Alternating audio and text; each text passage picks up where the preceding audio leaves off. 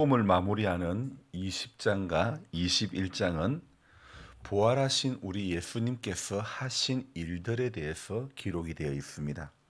특별히 20장에서는 우리 주님께서 막달라 마리아에게 나타나시고 또 제자들에게 나타나신 장면, 그리고 도마가 의심을 했고 또 의심했던 도마에게 주님이 친히 나타나셨던 그런 이야기.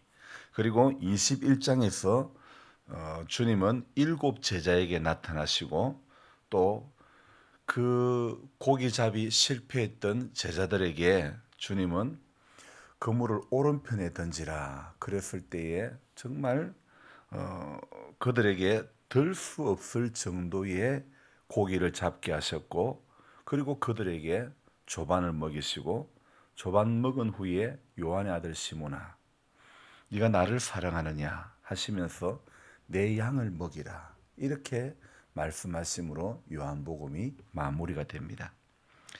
예수님께서 십자가에 달리시는 그 과정에서 제자들은 전부 뿔뿔이 다 흩어지고 말죠. 자, 다 도망가고 말았는데 오늘 요한복음 21장에서 주님은 그들에게 나는 물고기 잡으러 가겠다 했던 그들에게 가서, 자, 주님을 버리고 도망갔던 그들 아무것도 잡지 못했습니다. 그들에게 주님은 묻습니다. 뭐라고 묻습니까? 얘들아, 너희에게 고기가 있느냐?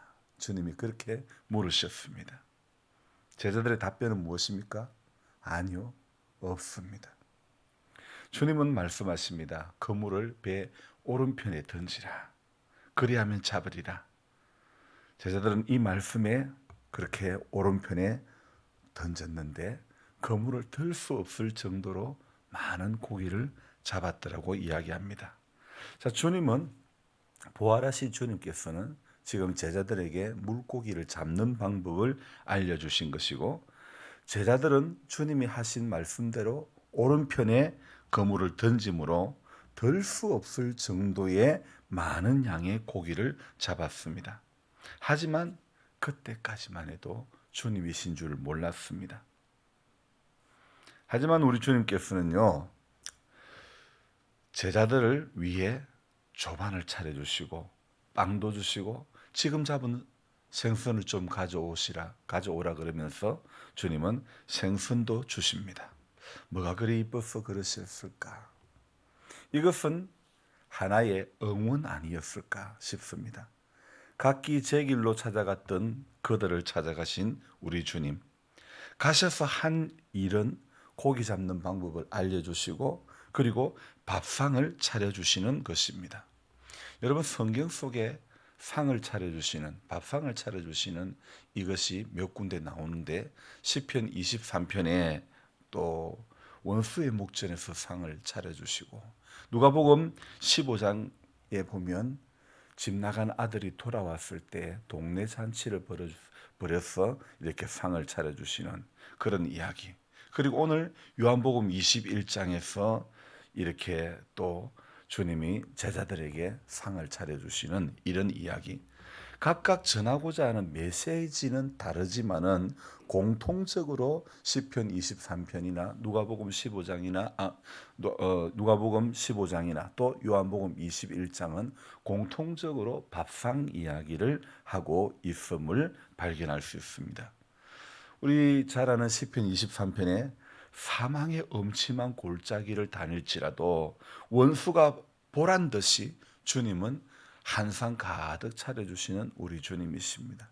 누가복음 15장의 탕자의 비유 속에서 탕자가 집으로 돌아왔을 때에 아버지는 동네 잔치를 벌여주셨던 그런 것이 있었죠. 디베라 바닷가에서 고기를 밤새 잡았지만은 나는 물고기 잡으러 가겠노라 하면서 밤새 그 디베라 바닷가에서 고기를 잡았지만은 한 마리도 잡지 못했던, 고기잡이에 실패했던 제자들을 찾아오셔서 부활하신 우리 주님께서 오늘 요한복음 21장에 상을 차려주시는 그런 하나같이 전부 밥상 이야기가 나오는 본문들이죠. 자, 공통적인 이 세 가지 밥상 이야기 중에 저는 오늘 마지막 요한복음 21장의 상황으로 우리가 같이 한번 들어가 보기를 원합니다. 자, 이 요한복음 21장에는요. 모든 것이 끝났다고 생각한 제자들이 다시 업으로 돌아간 그것으로 21장은 시작합니다. 여러분 어떻습니까? 고기 잡던 그들에게 나를 따라오너라. 내가 너로 하여금 사람을 낚는 어부가 되게 하리라. 주님의 그 음성을 듣자마자 고기 잡던 제자들은, 고기 잡던 사람들은, 그 어부들은 그물을 버려두고 주님을 쫓았다고 했습니다. 그러나 주님의 십자가 예고와 십자가에 달리시는 그 사건을 정점으로 해가지고 제자들은 전부 다 뿔뿔이 흩어지고 말죠. 그리고 이제 모든 것이 다 끝났다. 난 다시 고기 잡으러 가겠다 했던 그때에 업으로 돌아간 그 장면 가운데 우리가 다시 한번 상상하며 한번 들어가 봅시다. 오늘 21장은요. 정말 이제는 정말 소망이 없다.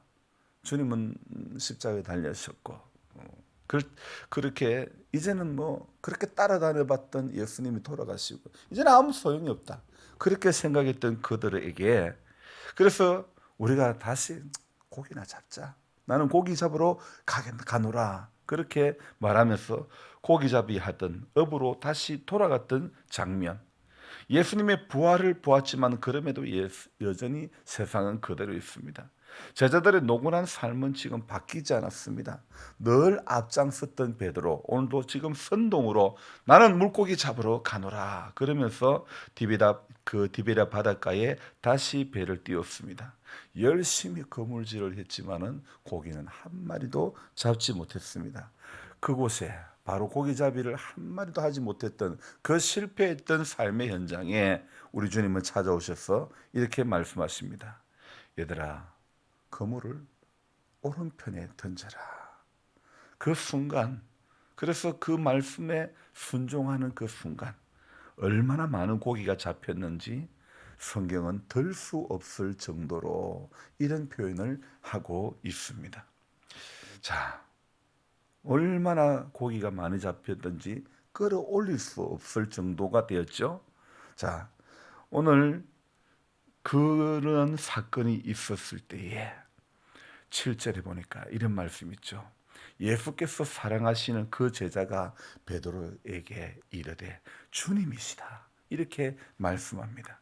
주님이시라는 말씀을 듣곤 7절 중반 부분에 시몬 베드로가 벗고 있다가 주님이라 하는 말을 듣고 겉옷을 두른 후에 바다로 뛰어내리리라. 그렇게 말씀하고 있습니다.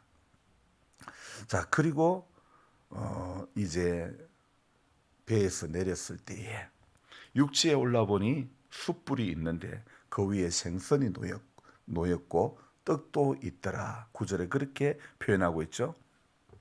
우리 예수님께서 지금 잡은 생선 좀 가져오라 하시니 이제 고기의 양을 확인해 보니 큰 물고기가 153마리라. 이같이 많으나 그물이 찢어지지 아니하였더라. 성경은 11절에 이렇게 말씀하고 있습니다. 여러분, 이건 우리 예수님이 부활하신 주님께서 알려주신 대로 가르쳐 주신 방법대로 순종했더니 그들의 생각에 이제는 우리 아무 소용없다고 생각했어.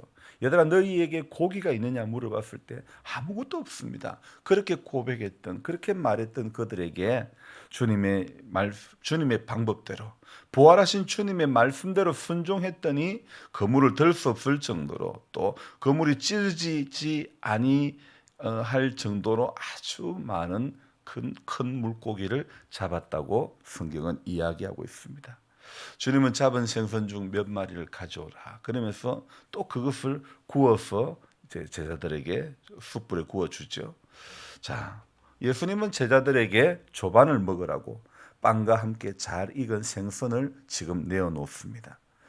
이 주님과의 만남, 예수님께서 죽으신 후 부활하신 후에 세 번째로 제자들에게 나타나는 사건이라고 14절에 말씀하고 있죠.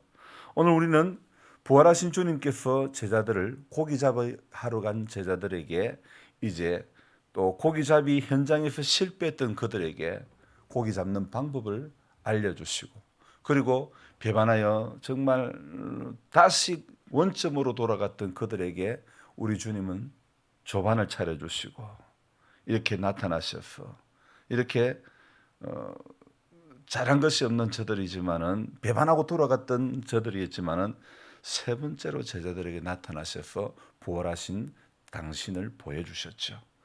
오늘 우리는 여기에서 무엇을 깨달을 수 있을까? 흔히 요즘 유행하는 말 중에 현타라는 것이 있습니다. 현타라는 말은요, 현실 자각 타임이다, 이런 뜻입니다. 그러니까 헛된 꿈이나 망상 따위에 빠져 있다가 자기가 처한 실제 상황을 깨닫는 것을 바로 현타라고 합니다. 부활하신 예수님을 만났고 잠시 그 기쁨과 환상을 꿈꿨지만은 예수님께서 사라진 후 제자들에게는 현타가 온 것입니다. 마치 우리가 열심히 기도할 때 어떤 수많은 꿈과 비전을 이렇게 보다가다 그렇게 꿈꾸고 그렇게 했다가도 기도가 끝나고는 눈을 떠보면 현실 앞에, 우리는 우리의 힘든 현실 앞에 마주쳤을 때에 바로 그때와 같은 것입니다. 모든 그리스도인들에게는 이런 현타가 존재한다는 거죠. 믿음으로 살지만은 현실 앞에 너무나 작아지고 초라해 보이는 우리들의 현실적 삶이 있다는 겁니다. 저도 신학교를 졸업하고 뜨거운 열정으로 사역을 시작하면서 얼마나 많은 꿈을 꿨는지 모릅니다. 하나님께서 앞으로 나를 어떻게 사용하실까? 젊었을 때 나 개척 한번 했으면 좋겠다. 내 힘으로 교회를 개척 한번 하자, 건축하자, 그런 뜨거움이 있었습니다. 그러나 사역의 현장은 제가 생각했던 것과 같이 그리 만만한 곳은 결코 아니었던 것입니다. 오늘 사역의 현장은 나를 깨뜨려야 세워지는 것이 바로 사역의 현장입니다. 내가 죽어져야만 살아나는 것이 목회의 현장이고, 그래서 정말 그럼에도 불구하고 아직까지도 나는 안 죽으려고 하는 그런 모습이 더 많아지는 것은 아닌가. 나는 안 깨뜨려지려고 고집만 부리고, 나는 안 죽으려고 이렇게 또 이렇게 몸부림치고, 나 자신에게 얼마나 많은 실망을 했는지, 수많은 자충우돌과 어리석은 생각들, 지금 생각해 보니 지구몽이라도 정말 찾고 싶을 때가 한두 번이 아니었습니다. 그래서 나의 현실과 나의 어떤 현장은 항상, 사역의 현장은요, 현실과 사역의 현장은 항상 어떤 괴리감이 있었던 것입니다. 하지만 이런 실패의 연속, 이런 실수의 연속의 삶을 살았지만은 오늘 본문처럼 제자들의 현실의 삶에 찾아오신 주님은 오늘도 저와 여러분들을 찾아오시는 주님인 줄로 믿습니다. 저는 오늘 이 사건을 볼 때에 성육신, 인간의 몸을 입고 오신 예수님도 귀하지만은 더 귀한 것은 실패의 연속인 삶에, 제자들의 삶의 자리에 주님이 직접 찾아오셨다는 것, 그리고 찾아오셔서 조반을 차려주신 주님을 보면서 더 큰 은혜를 경험하게 되는 것입니다. 여러분, 조반을 차려주셨다는 것, 밥 한 번 나눈다는 것이 여러분 이게 별것 아닌 것 같아도 이게 참 중요한 것입니다. 사람은 누구에게나 다 좌절이 있고 누구나 크나큰 현실 앞에 무기력함이 다 있을 수 있습니다. 그러나 그때마다 사람이 넘어진 그 자리, 우리가 넘어진 그 자리에 주님은 어김없이 찾아오셔서 다시 힘을 주시는 주님인 줄로 믿습니다. 이제 내년이면 저는 다녔던 회사를 그만둔 지가 30년이 됩니다. 한 번도 저는 회사를 그만둔 것을 후회한 적이 없습니다. 비록 저에게는 열매는 별로 없었어도 그간의 사역을 돌아보면 제가 한 것은 실수와 실패밖에 없었고, 그런 저에게 주님은 오늘 제자들처럼 제자들을 찾아오신 우리 주님과 같이 그렇게 늘 저를 인도해 주시고 찾아오시고 붙들어 주신 우리 주님이십니다. 제자들이 너무 힘들어서 아무것도 할 수 없을 것 같은 그 절망의 시간에 주님은 찾아오셨죠. 그리고 힘을 실어주셨죠. 어떻게 하면서요? 얘들아, 조반을 먹어라. 그렇게 하시면서 주님은 그들에게 힘을 실어주셨습니다. 맛있는 식사를 준비하셨고 아무 말 없이 식탁 교제를 해주셨습니다. 그리고 다시 일어설 수 있는 힘을 우리 주님이 주신 것입니다. 무기력한 현실이지만은 예수님께서 영원히 함께 하신다는 약속을 우리는 오늘도 바라보며 저와 여러분들도 일어나야 하는 것입니다. 밥 한 번 대접해 주시는 주님의 뜻이 이런 것 아닐까요? 얘들아, 이거 먹고 힘내자. 주님이 그런 뜻이 아닐까요? 실패했던 삶의 현장 속에 들어오신 우리 주님, 고기잡이를 했지만은 나는 고기 잡으러 가노라면서 고기잡이를 다시 시작했지만은 밤새 한 마리도 잡지 못해 쓰라린 밤을 보낸 그들에게 오른편에 그물을 던지라고 하신 그 주님만의 비법, 물고기가 많아서 들 수 없었더라. 주님은 생각해보니 저에게도 고기가 많아 그물을 들 수 없을 정도로 크신 은혜를 주셨습니다. 7절에 예수께서 사랑하시는 그 제자가 베드로에게 말했죠. 주님이시다. 주님이시다. 이 말에 베드로는 즉시 바다로 뛰어들었습니다. 얼마나 보고 싶었을까? 주님이시다. 그 한마디가 베드로의 심장을 얼마나 요동치게 했을까? 베드로뿐만 아닙니다. 주님은 늘 우리 한 사람 한 사람을 찾아오시는 주님이십니다. 오셔서 내가 너와 함께 한단다. 너의 작은 신음에도 응답한단다. 저는 신학교 다니던 시절 같아요. 하나님의 사랑을 사모하는 자, 하나님의 평안을 바라보는 자, 너의 모든 것 창조하신 우리 주님이 너를 얼마나 사랑하시는지, 하나님께 찬양과 경배하는 자, 하나님의 선하심을 닮아가는 자, 너의 모든 것 창조하신 우리 주님이 너를 얼마나 사랑하시는지 이 찬송을 부를 때마다 주체할 수 없는 눈물이 쏟아졌습니다. 보장된 햇살을 그만두고 신학을 공부한다면서 겪었던 현실적 어려움들, 하지만 이 땅에서 우리가 나그네로 또 순례자로 살아가는 우리가 때로는 무기력하고 힘들어하는 그때마다 주님은 우리의 삶의 자리에 늘 찾아오셔서 힘을 주시는 우리 주님인 줄로 믿습니다. 주님은 우리의 일상에 늘 함께 하시는 주님이시라는 겁니다. 그리고 그 주님은 오늘도 우리의 어깨를 도닥여 주십니다. 도닥도닥 거려 주십니다. 그리고 다시 일어서서 주님의 십자가를 바라보게 하십니다. 다시 저와 여러분들로 하여금 현실을 뛰어넘어 하나님의 약속을 바라보게 하시려고 와서 조반을 먹어라. 상을 차려주신 이것이, 제자들에게 상을 차려주신 이 모습이 오늘 저와 여러분들에게 똑같이 와서 조반을 먹어라. 오늘 새벽에도 와서 말씀을 먹어라. 하나님의 약속의 말씀을 붙잡고 힘든 현실 앞에 결코 무너지지 말라고, 넘어지지 말라고.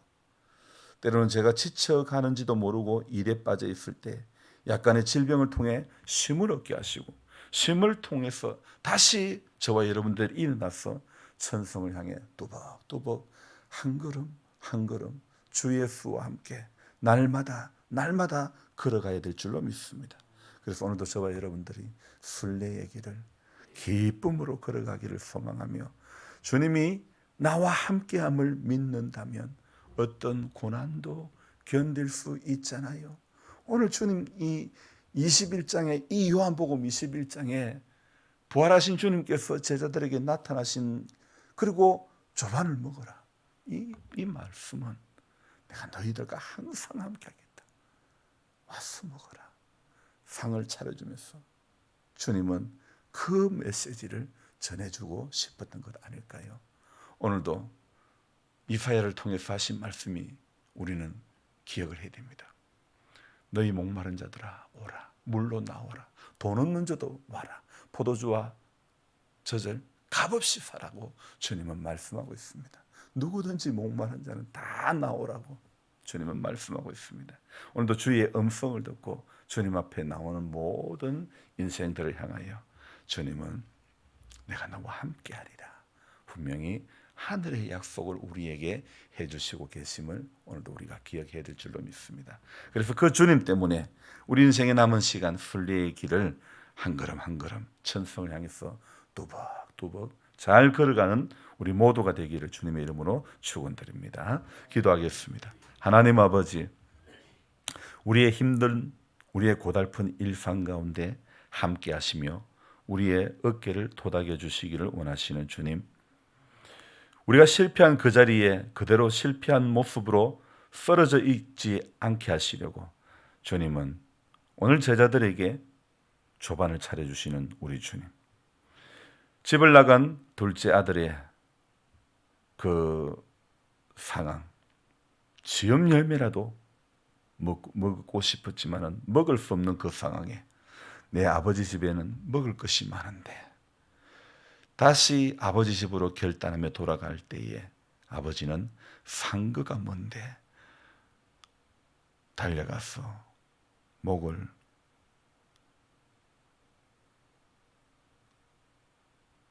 우리 주님은 끌어안고 손에 반지를